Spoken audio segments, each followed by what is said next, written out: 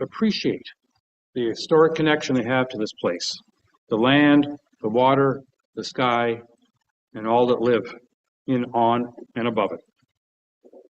We are grateful for the opportunity to meet here, and we want to thank all the generations of Indigenous peoples who have taken care of this place and who continue to care for it. And we want to show our respect. Hundreds of years after the first treaties were signed, they remain relevant today. May they guide our decisions and our actions. We commit to learn, to educate, to honor sacred places, and to take action towards real truth and reconciliation. And I'd like to add that this is Indigenous History Month, the month of June. And I'd like to encourage all of you to, during this month, pick up a book written by an Indigenous author, whatever, any book, and read it and try to appreciate some of the history of our lands from the Indigenous perspective. I think it is very important, and I think June is a good month for you to, if you haven't already, start reading books like that. Miigwech. One additional item I want to mention before we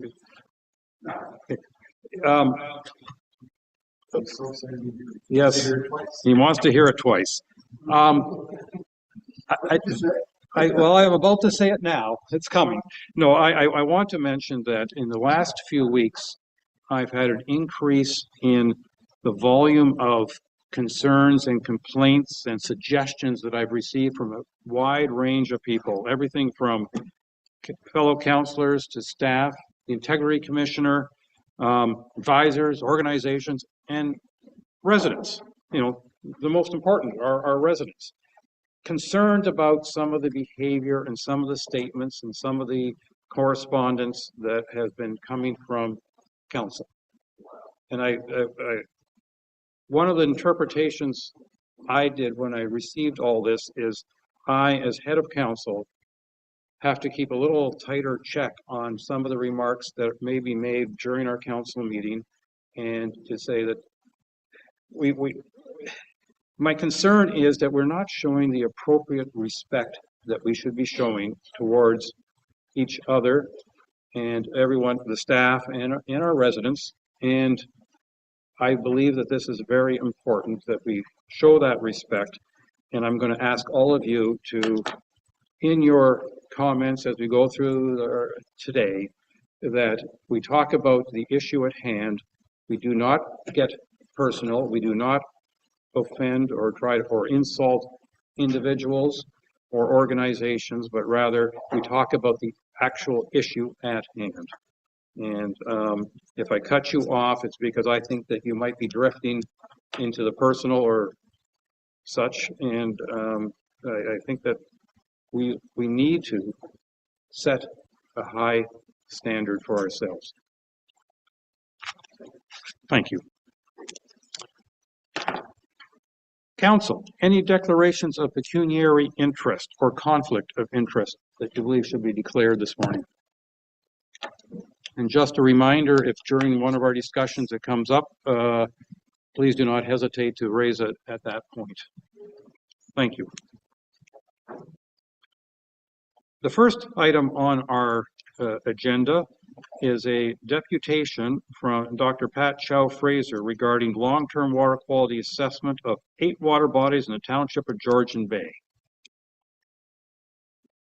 Dr. Chow-Fraser, over to you, please.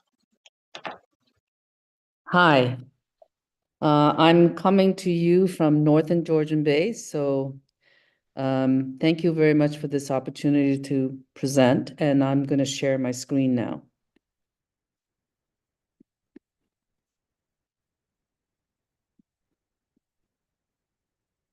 Okay.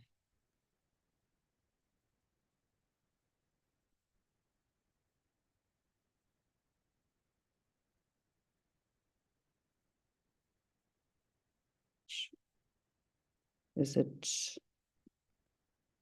There's nothing showing? It was on before. Sorry. I might have to already start it.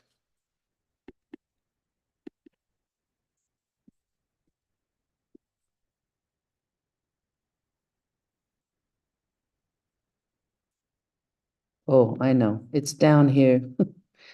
Okay, sorry. I'll share again. All right, now you see it, right? Yes, we do. Thank you. Okay. And then okay, so the presentation that I gave you, I have had to shorten. So this is, you have the entire stack of slides, but this is just shortened. So I just want to make sure that I acknowledge that the thesis of 3 students, senior thesis, honors thesis students, Carolina, Jessica, and Soraya, and also a lot of cottage volunteers listed here, as well as I want to acknowledge the in-kind support from Bob Bush, who provided accommodation, and then also funding from the township, as well as MyTax and Cirque and McMaster. So the terms of reference of the 2023 study for the township was to have volunteers collect duplicate water samples 5 times from the end of June to the end of August at established long-term sites, and that we would then measure the E. coli, which I will just refer to as EC, and total coliform, which is TC, using the TECTA that's immediately after collection. And then the samples for TP were to be analyzed by the thesis students in the fall. In September, we also conducted a depth profile with at the different stations using a multi-parameter probe to measure temperature and dissolved oxygen at the same time. And these were only done at the deep stations and to collect some hypolimnetic TP samples. Whoops. And then we also wanted to enter all the historic and current data into one database so that we can assess the long-term trends and to identify hotspots. In addition to that, the students all provided, obtained whatever bathymetric information were already available from the ministry, as well as digitize their own. The only thing missing here is the 6 Mile Lake, which is going to be which will be available in about 2 more weeks. Okay, so I'm going to jump right to the results, but first I want to explain that we're going to be reporting the geometric mean of the bacteria. So the literature explains that geometric mean is better for reporting for bacteria because there is a tendency for the growth to be quite erratic. And so the geometric mean will dampen the effect of the low and the high counts over a season. Also, the guidelines or objectives that we're using is the Environment Canada's beach action value, which is 235 colony forming units per 100 mils. The TP that we are using as guideline is 10 micrograms per liter, which is to protect against aesthetic deterioration, and 20 micrograms per liter to avoid nuisance blooms. The Georgian Bay water quality objective that was set out by Carl Schaefer is 10 CFU and 10 micrograms per liter. Okay, so this is not too, this is very obviously too small for you to be reading for any kind of detail. Just want you to note the number of red highlighted values that are there. And if you compare the EC with the TP, you'll see that TP exceeds a lot more often than the EC does. And in fact, if you take a look at the distribution of these exceedances, anything over 10 is in red here on the left-hand panel for EC. They're mostly in 3 lakes, the Go Home Lake, Gibson Lake, and White Falls, and Gloucester Pool. For the TP, there are exceedances, basically anywhere that you see the yellow triangle are exceedances. So you can see that there are exceedances in the what is the top here? I can't see, it's being hidden. Anyway, the 6 Mile Provincial Park, the Gibson Lake Landing, Cop Bay, Big Chute, and Dam G. I think that's North Bay of Myers, right? Yeah, I have my students here as well. I'm conferring with them. So again, this shows you that TP is more of a, total phosphorus is more of a problem in these inland lakes than E. coli. We're also concerned about the distribution of oxygen down at the bottom towards the end of the season. So this shows you temperature profiles in blue and this dissolved oxygen profile in darker purple. And what we're concerned with is below the thermocline in the hypolimnion, we don't want to see any decrease in oxygen, because when you have decreased oxygen below 4 milligrams per liter, it's not going to be suitable habitat for fish anymore. And as well, we also get an increase in loading, what we call internal phosphorus loading from the sediments. So we want to check if hypolimnetic DO goes below 4 milligrams per liter in any of the deep stations. And we wanted to also sample near the bottom to determine if there's elevated P concentrations. Because both of these are signs that the lake is becoming eutrophic. So here are the depth profiles of the sites that we had data for Go Home Lake, Gloucester Pool, 6 Mile Lake, and Gibson Lake. And recall that we only selected deep sites where we could possibly get any of the hypolimnetic information. We can see evidence of anoxia in majority of these sites, Four Seasons Bay, South Center Lake, Long Lake, South Lake, and well, in fact, all of the Gibson Lake sites. And you can see here in this one panel that TP concentrations in the hypolimnion are actually double, more or less, of the top in the epilimnion. And so this is what I'm referring to as being a diagnostic for problems. Being able to do something about it now is a good thing.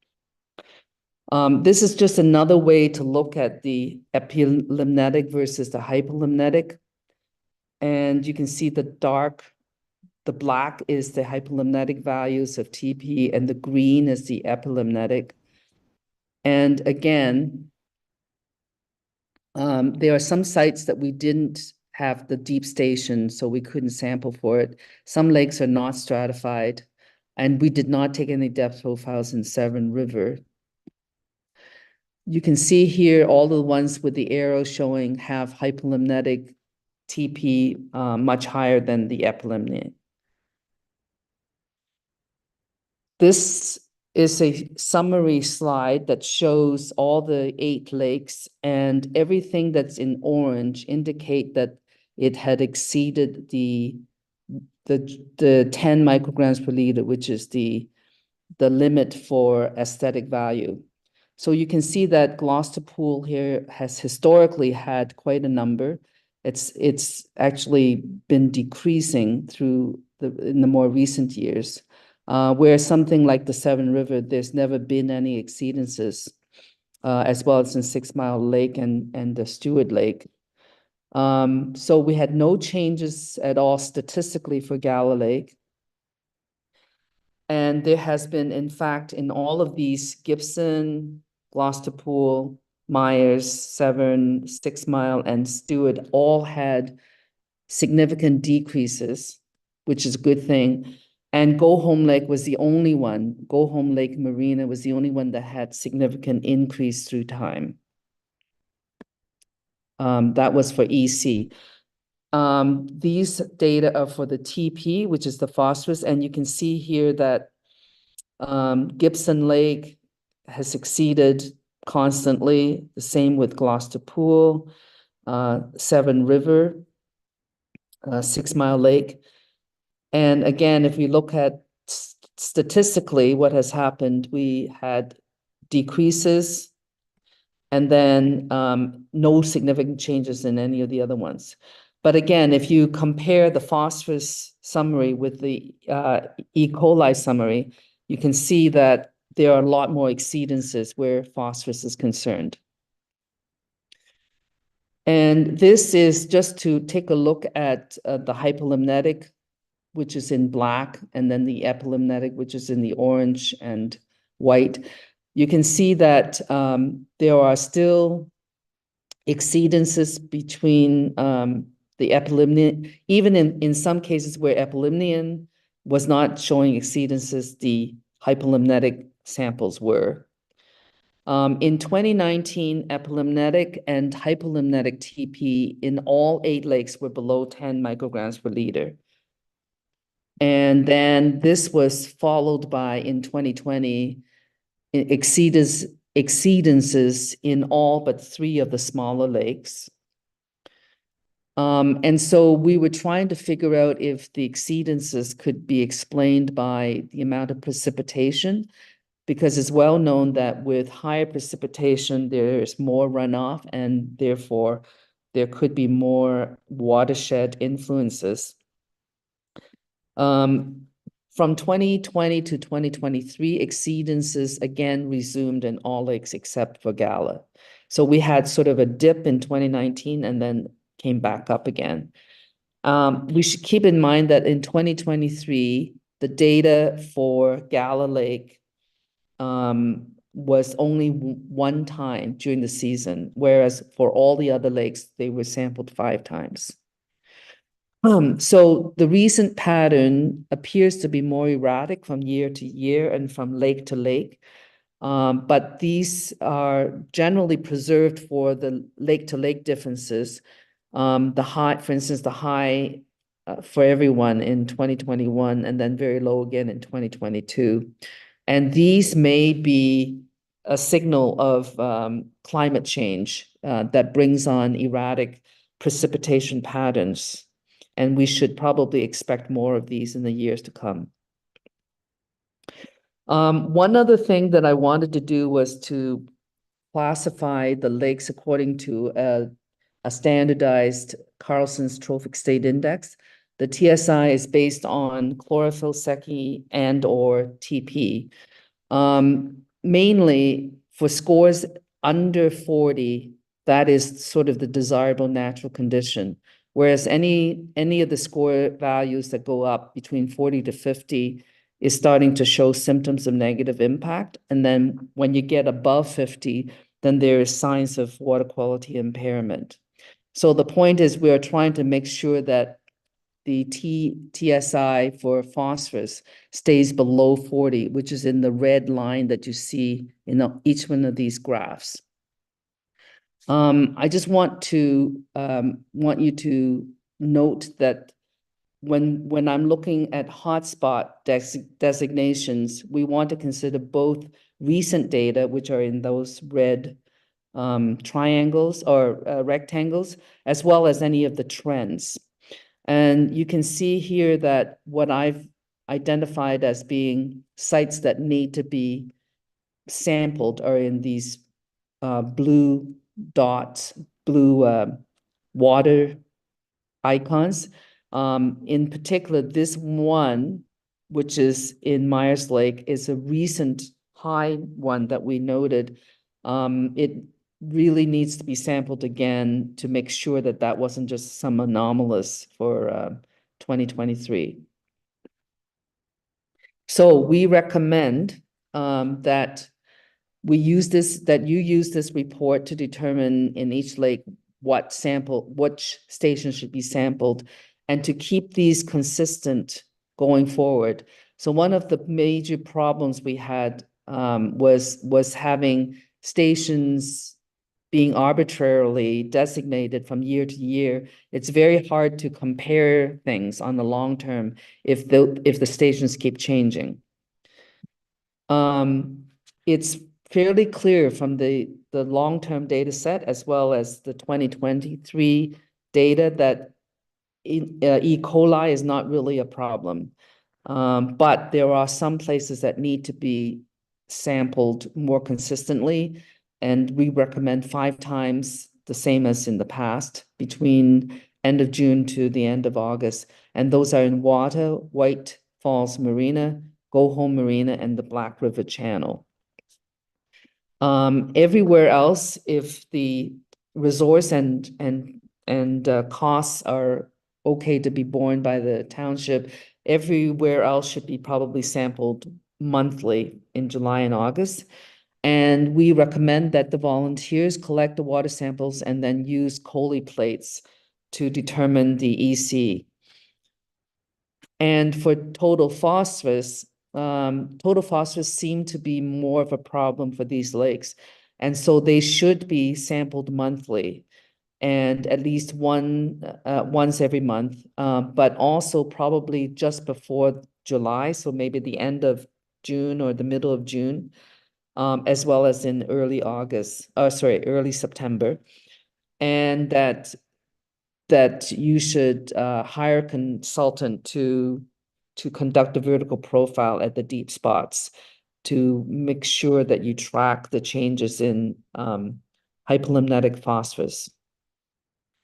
So for logistical considerations, TP samples can be collected by the volunteers every time that they go out. It's a fairly easy thing to do for them to collect the samples and then freeze them. And then you can then send them to a lab at the end and get them all analyzed. You can also hire consultants to conduct the depth profiles in September. Okay, that is the end of the presentation in terms of results. The next couple of slides are just talking about the periphytometer, and if there's interest, I will do, but if not, I'll answer questions because it's I've talked for about 15 minutes now. How long is it going to take you to present the Periphytometer, probably about 3 or 4 minutes. Go, please. Okay, so there are different types of conditions around these lakes. So boat accessible lakes versus road accessible lakes versus ones that have well-developed infrastructure.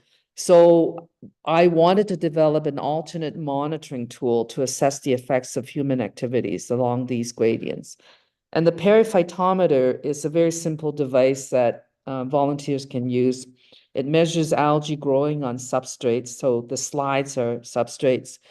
And because algae can respond quickly to changes, this is a very cost-effective way for volunteers to monitor changes in nutrients. And it also integrates the conditions over 2 weeks instead of just one grab sample. So we had improved the flotation framework for suspending these periphytometers, and these are now modular and can be assembled quite quickly. So the algal biomass that's grown on the slides should be proportional to the amount of nutrients in the water, as long as there's no shading from the plants. And then the algae can be extracted by acetone. So these are the results of the periphytometer. So the periphytic chlorophyll here are divided into 0.75 units. So the blue basically are what I would consider probably more reference conditions. So all these blue, and then when you get into green, it's a slightly elevated, but certainly probably within reason. But once you get into the yellow, red, and the orange, you have elevated phosphorus. So just to look at the comparison, what I did was took the 22 values or so of the periphytometers and then just essentially classify them according to the type of impact. So whether they're just a wetland, a cottage, whether they're on the rocky shoreline or open water, and so on, all the way up to the boat launch. You can see here that there is an increasing periphyton biomass, seems to be related to the type of impact, but for a number of these, we only have one value, so no standard error. So I think we need to do more sampling to increase that. The important thing is that when you see when you compare the parallel samples collected for planktonic chlorophyll and total P, you can see that from single graph samples, there may not be even any significant differences across. Whereas in the integrated sample, we're actually clearly seeing some differences between the different impacts. So I think that going forward, using the Perry plate may be a very good way for volunteers to track changes in their local vicinity. I'm going to have a new graduate student start in September who's going to be using the periphytometer in more intensive sampling for the next 2 years to basically get a better handle on the changes in human activities. Okay, and that is the end of my formal presentation. So I can take any questions. Well, thank you very much. And first of all, great appreciation. You did that all in 20 minutes, which was our target. Now, the questions might go on for hours. I have no idea. But we Yeah. appreciate that. I know there was a heck of a lot of data that you had to summarize quickly, and we appreciate the summary and the information. Council, any questions? Councillor Cooper, please. Thank you, Mayor, and Pat, thank you for your presentation. Excellent as usual. A lot of hard work went into this, and I just really wanted to say a couple of things, not so much ask questions. Not that I fully understand everything you've done here, but I hope I understand a bit.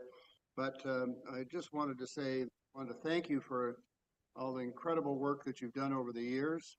You know, that the wetland work will continue.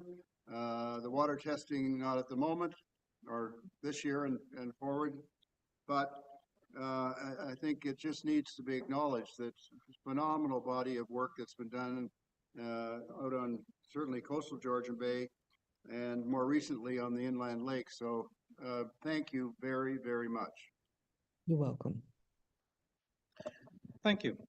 Councillor Predko.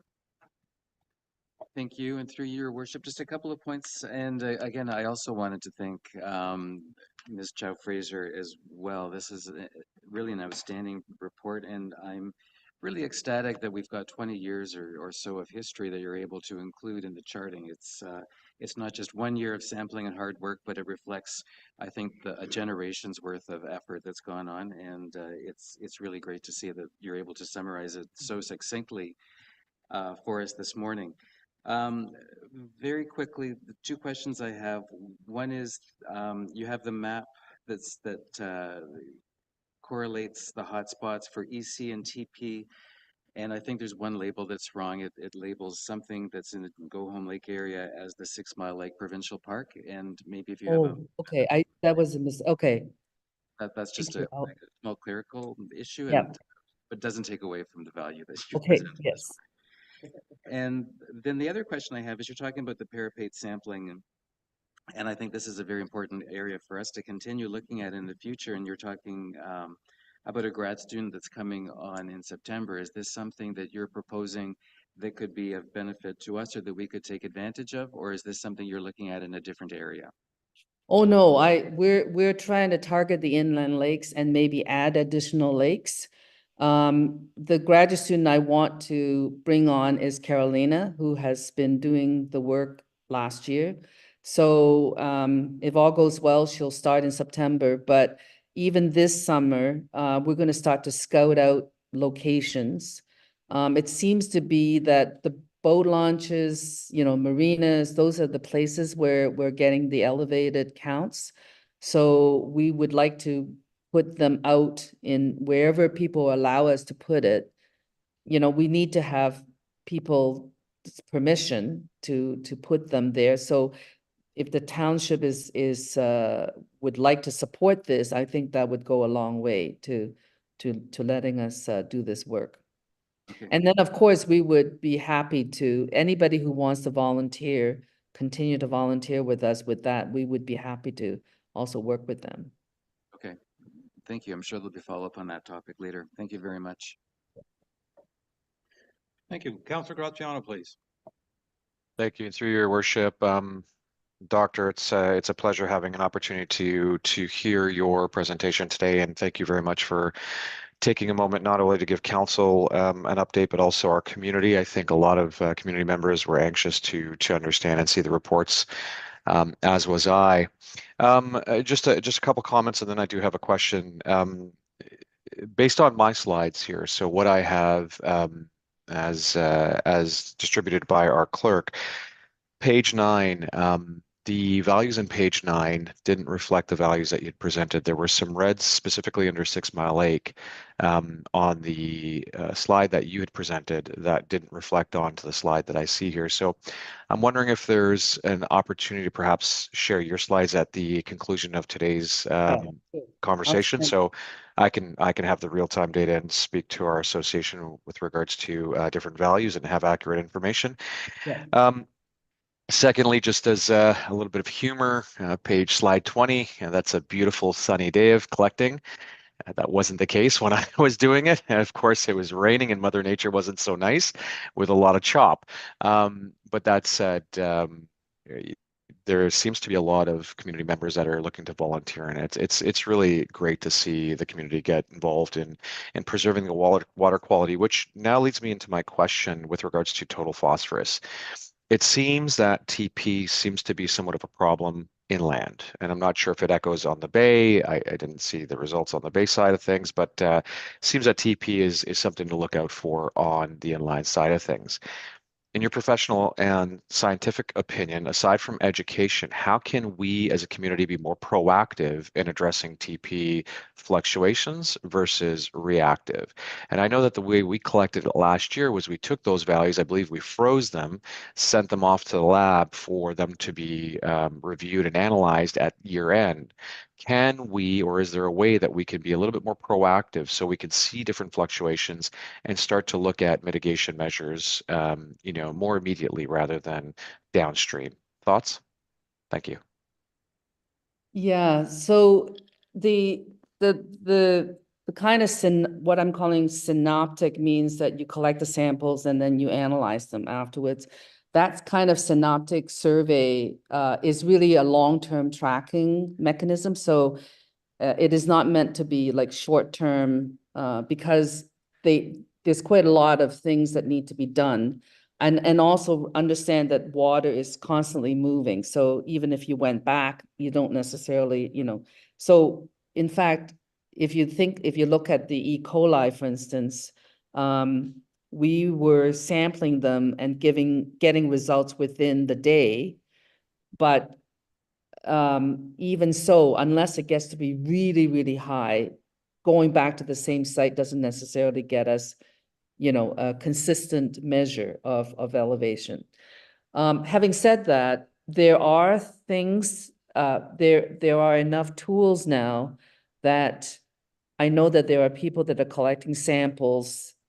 If the signal of the contaminant is strong enough, you can actually use molecular techniques to determine the source. I think the problem with it's a good thing, okay? It's a problem for science, but it's a good thing that the problem isn't as bad yet in the inland lakes, that we can actually reliably determine the source of the nutrients. Would you do more? I think for instance, if anybody was willing to go to more sites, like basically what we're lacking are people collecting the samples for us to do the analysis. So if once a month, there's a lot of days when we don't have any information. Like immediately after a storm, we don't have information. If you look around the lakes, there are lots of other sites that we could not take samples from. So if more people would just collect the samples, record the locations, like the lat long, and freeze them, when graduate students come on board, we can basically do a much more intensive detailed analysis of where the highs and lows are at different times of the year. So I can't really answer your question completely, but sleuthing where the problems are is a perpetual problem for the scientists, right? I wish we could know, but it is very, very difficult. But I mean, the common sources are, you know, septic systems, fertilizers from runoff, you know, people using, or boats, live aboard boats where people are discharging, even if they're using soap water, gray water that has nutrients in it. Definitely people not bathing in the lake with phosphorus detergents and soaps, like that's a big one. Well, thank you. And thank you again to your students. They've done a fantastic job, and hopefully we get an opportunity to work with you again in the future. Thank you. Thank you. Councillor Bochek, please. Thank you, and through you, Chair. Thank you, Dr. Pat Chow-Fraser, for such an excellent report. I don't have anything to offer from a scientific point of view because I'm better off changing your motor oil than doing your water sampling. But I have had many questions from associations and from groups wondering if there is a need for sampling during the winter months. And the snowmobile associations, the ATV association have all come to me and offered their services that when they're crossing bodies of water, they would not hesitate stopping and doing sampling during the winter. And I explained to them that most of our activity is during the summer, the boating, the cottaging, the use of septic systems and everything else. So I thought it was geared towards summer months. But could you enlighten us a little bit if there's any advantage to doing water testing during the off months or the winter months here in Georgian Bay? So there is really very little knowledge about winter conditions, and especially if it's under the ice. So if these people that are offering are saying that they are willing to, you know, auger through the ice and collect a sample, that would be great. I mean, you know, for us, it's really not analyzing samples is not a problem. It's collecting the samples that's a problem. So if people would like to do that, simply freeze them. Again, note the date and the location, and we'd be happy to analyze them and include them. In terms of the winter, what happens is that most of the inputs do come from the land into the water. So if the lake is frozen, it should not.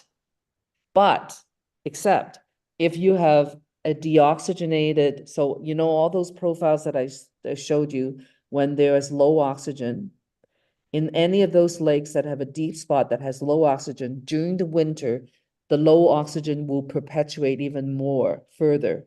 And when you have that, then phosphorus from the sediments do come up. So that is why when the lakes have an overturn in the springtime, all of the nutrients that are at the bottom come back up to the top. And so you get a spring glut of phosphorus. So it is important to actually go out there and see, but they wouldn't be in the surface, they'd be down near the bottom. So that would mean that they would have to have, you know, we would have to have a special sampler that we give them so that they can collect a sample down at the bottom. Or we could come out, I'm sure the students would be happy to come out and, you know, snowmobile out to the place and, you know, do that sampling. But that is one of the things, and we would probably also use our multi-parameter probe to go down to actually get a column to determine the temperature and the oxygen right down to the bottom. So that is possible. Well, thank you very much. And that's all great information. I will certainly pass that on, and hopefully maybe we can get something just a little further to that. Because we get a layer of snow on top of the ice, is photosynthesis still something that happens during the winter time? And can that be measured, or does it need to be measured, or is it just something that we don't need to bother ourselves with? When there's clear ice, and not a lot of snow, yes, you would definitely get photosynthesis. Well, probably getting a sample and then doing chlorophyll will probably, we can actually get a sense of that. So again, it's sampling at that time. Have there been years when there isn't any ice cover? Because that would be the concern. If there's no ice cover, then you're going to get photosynthesis throughout the period. That would be something you would watch for with climate change. Certainly, yes. Thank you very much. Very informative, and thank you for your report. Thank you. Councillor Jarvis. Yeah, I too very much appreciate the work that's been done, Dr. Patrick Fraser. Appreciate this information and the comments regarding sort of the sources of this are really, really important to us, and that's I think where we got to get to at some point in time. I'm looking at your chart with regards to the trophic states of these inland lakes and the potential for eutropia to set in, and you express concern or suggested that that's something we should be looking at trying to mitigate. And I'm just wondering what we would be able to do to prevent these lakes from becoming worse in the eutrophic scheme of things down the road. Is there something that we can be doing or letting our lake users do, have them do, in order to keep these lakes in the desirable natural condition? Well, I didn't have time to go through it, but it's in the report that we know that there is a good correlation between the number of roads that are around the lake and the amount of modified land. So land that is either paved or has, it's no longer green, does not have vegetation to try and stop some of the nutrients from going into the lake. So I would say having a really good shoreline, a sort of like a riparian strip, right, around the lake to prevent nutrients from going in from runoff from the watershed. But I also think that, I think you've been doing a pretty good job with the EC because there must be some kind of inspection program that you're doing.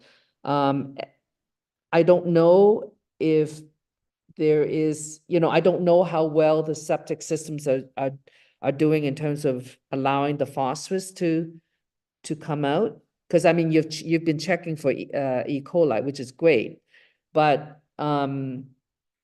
so again, without a lot of samples, it's really hard. It's kind of, you're taking one water sample in the middle of a really large water body, so it's really hard to tell what's going on. But I really do think that maybe people are a little bit more lax about using phosphate-free detergents and soaps and, shampoos and all of those things, because they will add to, we noted that in the 6 Mile Lake Provincial Park, just in that vicinity, that there's elevated phosphorus there. And so, there's a lot of people using it, obviously. And maybe there's a seasonality to that. I mean, maybe some detailed sampling could let us see right from April on, like as soon as we have ice out and until the end of, that could be something that could be done to see. But in terms of, I don't know if people are aware of what phosphorus is doing. I don't know how the education program is in the township, but I think people need to be more aware of that when and obviously not having fertilizers on their lawns.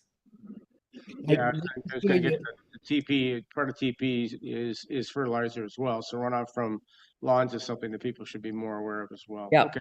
Well, I Growing appreciate some- your yeah. comments. All right, thank you. Councillor Hazelton, please.